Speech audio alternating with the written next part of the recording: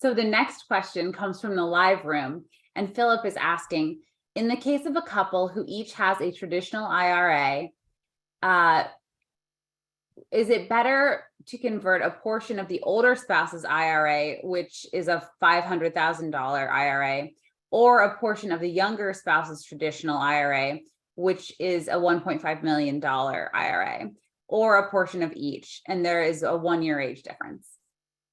Okay, well, 1 year, I'm not going to get too excited about 1 year, but I'll answer the general concept. I'm going to assume, for discussion's sake, that we're going to treat the couple as one financial unit. And that's not always the case. Sometimes people keep their money separately. Maybe it's a second marriage. Maybe some of it's inherited money. And sometimes that changes over time.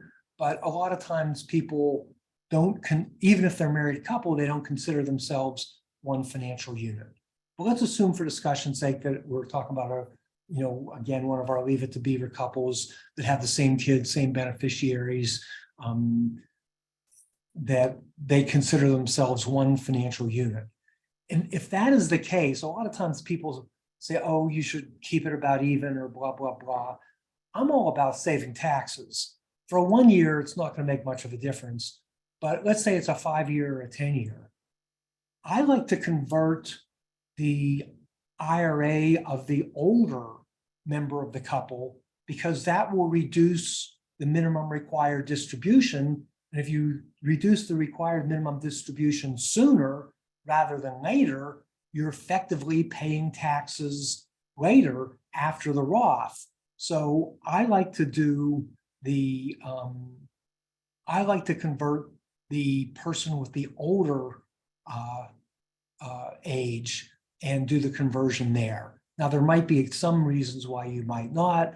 Maybe at the first death, you're planning to have some of that money going to the kids or something else. But in general, I like to, unless there's a good reason not to, I would generally prefer to convert the money of the older of the two members of the couple. And nuanced questions and answers like that too really lend themselves very much to the process of sitting down with an expert CPA and running a bunch of projections, a bunch of scenarios, right? Exactly the kind of work that we do for our AUM clients and for our master plan clients, right? Well, I appreciate the pitch, but frankly, that's one that you can do off the top of your head. I mean, that's an easy call unless there's a good reason not to.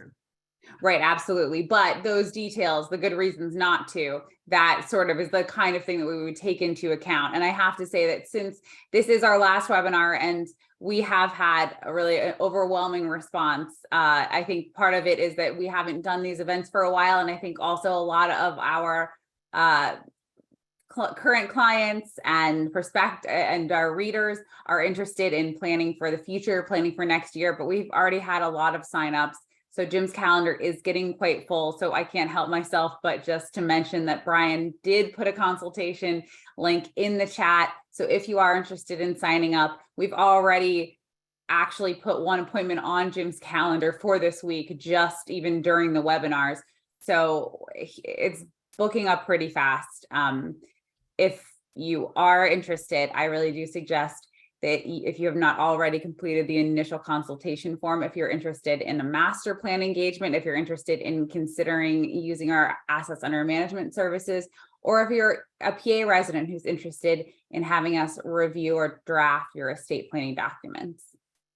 Well, thanks, Erica. I will say that people universally botch that issue of which spouse's IRA they should convert. I'd say more people get it wrong than get it right. And they use factors that I don't consider nearly as relevant as immediate tax savings. So, if you have somebody who is, let's just keep it simple. One person 72, their spouse is 65. If you convert the 72-year-old, and let's say that the amount to convert is $100,000, well, that's going to reduce minimum required distributions next year by $5,000, and then it keeps going up and up and up. If you convert the 65 year olds, then you're not going to be reducing your minimum required distribution until that 65-year-old is 72. And people almost universally botch that. And it's also one of those things, I mean, yeah, there's a lot of things that running numbers makes a huge difference, but it's also, frankly, a lot of times that if you know what you're doing, you don't have to run numbers on certain things and you just know what the right answer is. And we're very proactive. So if I see a minimum required, if I see a 65-year-old person in a couple for 165 and 172, and the plan is to convert the IRA of the person who's 65, I'm not going to just sit there. I'm going to say, wait. Let's switch who converts. It's the same amount of tax, but we have an immediate tax savings on the reduction of the minimum required distribution starting next year. So let's do that. So again, we like to be very proactive, meaning, you don't have to ask us. Some of the objections I have sometimes for some of the physicians I go to is I do a bunch of reading and then I bring up something and they say, oh yeah, that's a good idea. And I'm like, well, why didn't you tell me that that was a good idea? So we like to practice the way I would like to be treated, which is we like people who are proactive. And we like to be proactive. And also, to be honest, it's more fun. I mean, if all we were was a mechanic, like our CPAs, most CPAs, I hate to say it, but they're probably more than half are reasonable historians. Well, I don't want a historian doing a tax return for me. I want somebody who's going to be proactive. Hey, you could save some money if you did a Roth conversion. Hey, if you're going to do a Roth conversion, have the older person do it. Hey, did you consider a gift? Hey, did you do this? Your will. I want somebody who is going to be proactively looking at the situation. And it's much more beneficial to the client. And I'll be honest with you, it's a lot more fun. I like being proactive. Sometimes I have been accused of providing unsolicited advice. I've been accused of that more than once, and usually my non-client friends don't listen to me about anything. But if I'm being proactive for a client, and sometimes I'll just say something that just makes a huge difference, and it might be an offhand comment. Like in a second marriage, the guy was going to leave all his after-tax dollars to his spouse, and he was going to leave the IRA to his kids. And I was like, no. You leave the IRA to your spouse and you leave the after-tax dollars to your kids, because your spouse, who is not subject to the Secure Act, can defer and get a lot of benefits from that inherited IRA, and your kids won't have the big tax hit that will come within 10 years after you're gone. So they didn't even have to ask me. I just kind of proactively said, no, let's switch. By the way, that's an example of, or a variation of what I call who gets what. Thanks, Jim. So this next question is very long, but I think it is worth asking. And I think that you're probably going to want to answer it in pieces, because I suspect you'll have pretty comprehensive answers to at least a few portions of it. So an anonymous attendee said, thank you all for doing this. I'm so grateful for this webinar. My question pertains to estate planning regarding special needs trusts. I am also a parent of a disabled child, and I'm very interested in an inherited Roth IRA and or potentially whole life insurance. I have 3 questions for you. 1, I have come across 2 estate attorneys in the Massachusetts area that are not sure about an inherited Roth IRA being added into, or I guess they mean being able to be the beneficiary of, having a special needs trust be able to be the beneficiary of an inherited Roth IRA. What kind of attorney do you need to implement the inherited Roth IRA into a special needs trust or the special needs trust? Of course you could have a special needs trust as the as the beneficiary of an inherited Roth IRA. I don't even know why somebody would say they don't know. And by the way, to me, that's not really a tough question. You can just even look that up. Frankly, if that's a specialty area. Who is going to draft the documents for a child with a disability is really important. And I would say it's more important than somebody who has a child who is not disabled. So let's say, for discussion's sake, that you have two healthy kids and they're both doing great and they both have jobs and they both have college degrees. And let's say you screw up your estate plan. So what could have ended up being a 1.3 or a $1.4 million benefit, they only end up inheriting $800,000. So they're both out a $250,000 that could have been saved if the estate attorney got it just right. Well, of course, that's a terrible thing, but I wouldn't call that a tragedy. If you have a child with a disability who can no longer or can't provide for themselves, can't have a job, and their income is limited to a government benefit, maybe even that's in question. It's critical to get this thing right. And just one little mistake, and if you're talking about a special needs trust, this is a complicated issue because A, the trust has to meet the 4 conditions in order to qualify as a designated beneficiary of an IRA, which for a special needs child we're not talking about a 10-year stretch, we're talking about a lifetime stretch. So it can be hundreds of thousands of dollars if they get that wrong. The other thing is, if it's a true special needs trust, then we want to make sure that it protects the child, that trust is protected from the government.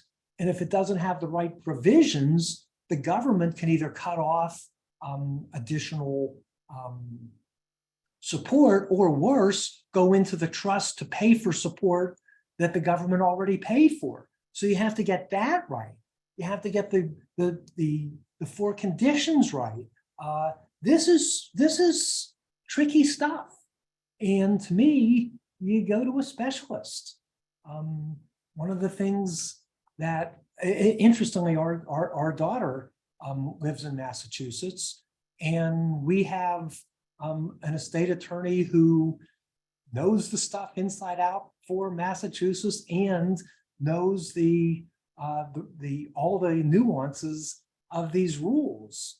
And as good as our estate attorneys are, and I think they're really good, sometimes for some of these areas, it's good to have the right estate attorney. The other thing is really the ultimate, and I'm kind of pushing one of my partners in this disability initiative. You know, I mentioned the website, disabledchildplanning.com, and it has 3 co-authors. I'm the person who started it and founded it, and I talk about Roth IRA conversions. Then we have this estate attorney who talks about the special needs trust, but she also talks about the need for social services. And when my wife heard her, my wife said, I want her, because she was like, well, we should have somebody drop in on this special needs child once a week to, fill pill boxes and to make sure the refrigerator has fresh food, et cetera, et cetera. So this is one of the most important areas to go to a specialist. And to me, to go to a general attorney who, once or twice a year does an estate plan for a child with a disability is not the way I would go. We are experts in the IRA and retirement plan area. And I feel very, very good doing estate plans for people who have big IRAs. And that is a legitimate specialty. And we've been concentrating on that for, probably 30 years, et cetera. It's really good to go to a specialist in that area. Depending on what state, I think that we even have, we might be able to refer you to an appropriate estate attorney in Massachusetts. Actually, I'm pretty sure that we can. But that's one of those, you really don't want to botch it if the end beneficiary has a disability. And I think this is what you were getting at, but that's actually why when you started writing the disability, the report for parents of a child with a disability, that you decided to partner with Julie, because not only is she a specialist in that area in our state, but she also has a network of attorneys who are specialists. So that's why we're able to provide those referral services to our clients who have children and grandchildren with disabilities, right? Yeah, that's true. But don't forget the first step, which is getting the kid qualified for SSI or SSDI. And that is why we brought on Debbie McFadden, who is a nationally recognized disability expert who had the highest government job there was, appointed by H.W. Bush, who was one of the co-authors of the American Disabilities Act of 1990, who is a co-contributor. And by the way, I think right now that website doesn't have her portion up. I think it's going to be up in a week or two. But she's an integral part of that team. By the way, I talked about a flood of work in January because we're going to go out and try to provide information to that market. We're expecting a lot of work from that market because, so for example, before I figured out the solution to provide for my own daughter, that's what kept my wife and I up at night. You know, what's going to happen after we die? How's our daughter going to make out? And at first it was, well, we better save a whole bunch of money to make sure this was going to happen. And then after I learned more about it, no, we can be strategic. And yes, we still want to save a lot of money, but we don't need to save nearly as much, because just by being smart about our planning, our daughter will be better off by 1.9 million. But again, the website on that is disabledchildplanning.com. It's not really where I want it to be right now, but it will be hopefully in a week or two. Or tell people, you know, a lot of people, maybe their kid is fine, but they know somebody who has a kid who isn't fine. And this is really meaningful. I mean, is it meaningful to save somebody who has two able children $500,000? Yes, I love doing that. It's fun.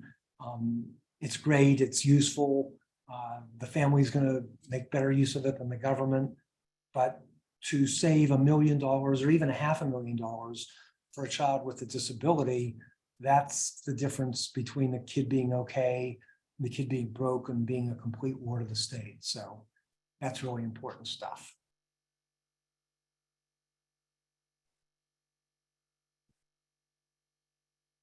So I think you might want to answer part 2 and 3 of this question together. So part 2 is, if a spouse disclaims an IRA, but then appoints the IRA to a disabled child, does the stretch IRA still apply to that disabled child, considering the spouse gifts the trust for the trust for the disabled child?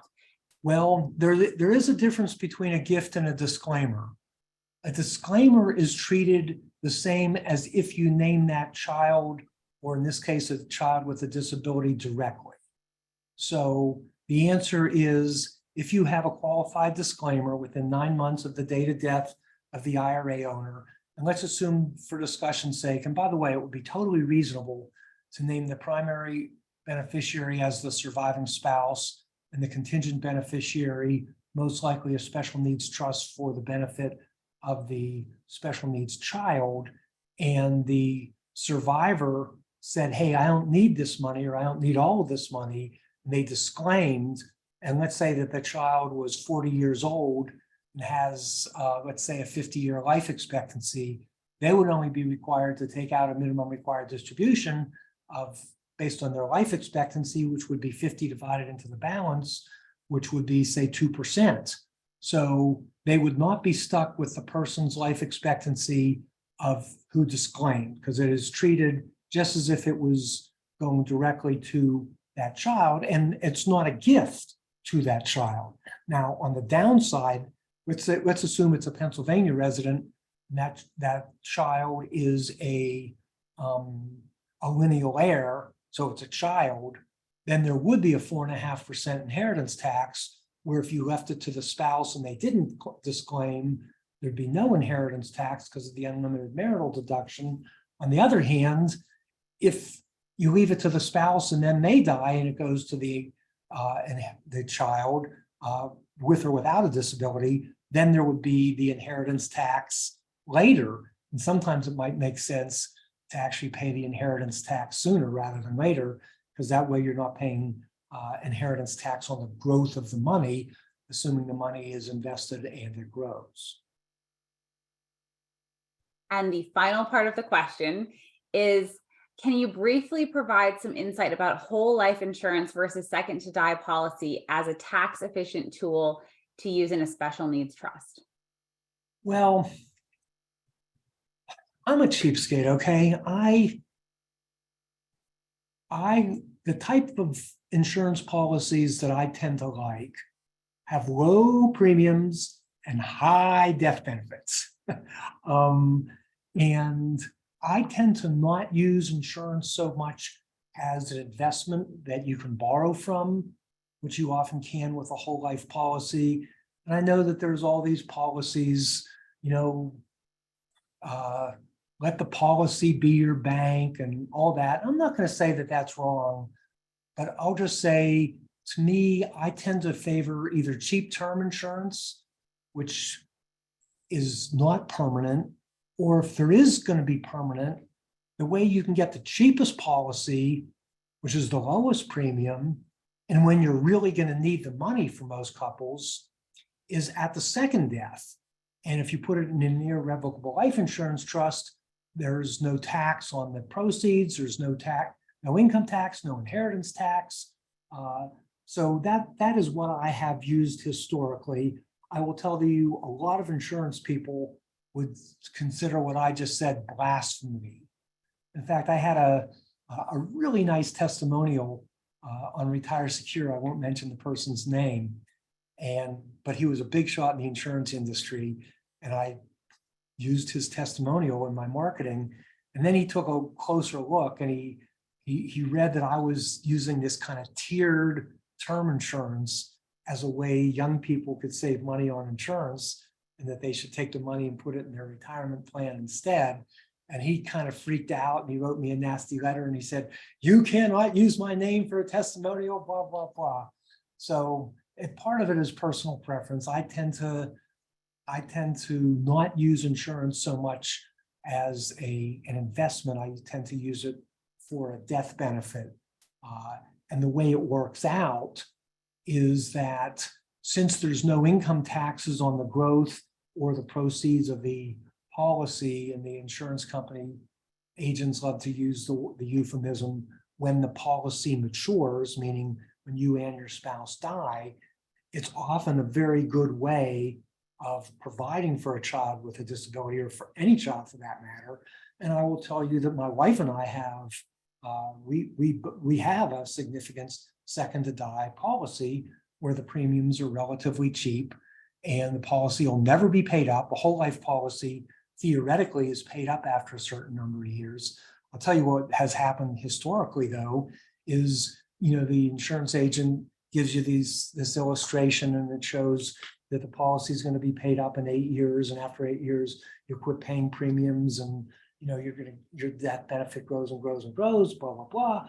And then what happens in reality, I'm not going to say all the time, but this has happened plenty, is people get a letter, "Oh, gee, the projections didn't work out as favorably as we thought. So instead of having your policy being paid up, we project that you have another 5 years of premiums, and you have the option of paying those premiums and keeping the policy up, or losing the policy, or losing some of the cash value, or losing some of the death benefit."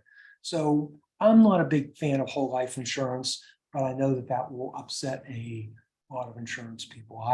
I tend to prefer, the guaranteed second to die, or now that's getting a little bit expensive with life expectancies going up. So sometimes what they do is they'll cut it off at 100 or something like that. But also for people who are young, I still like cheap term. So long-winded answer. And is that part 3 or is that just part 2? Do we have one more? That was actually part 3. Oh, So okay, good. yeah,